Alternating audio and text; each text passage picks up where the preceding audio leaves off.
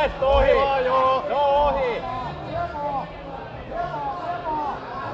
Pistet tuli Olli!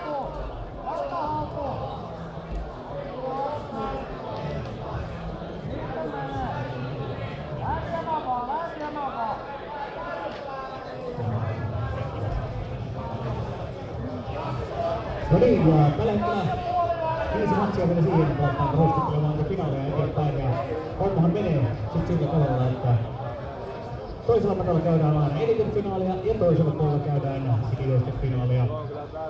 Ja kaikki palkinnot jaetaan sitten ryppäällä lopussa.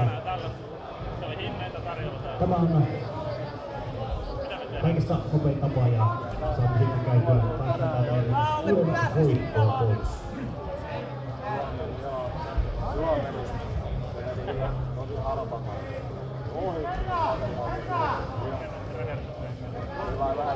Heikki!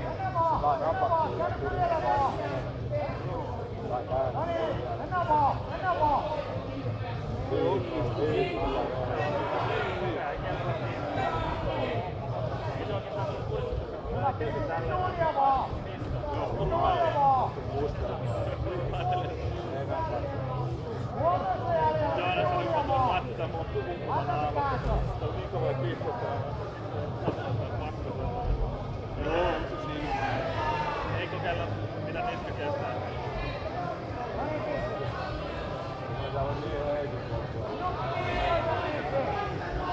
Olli hyvä!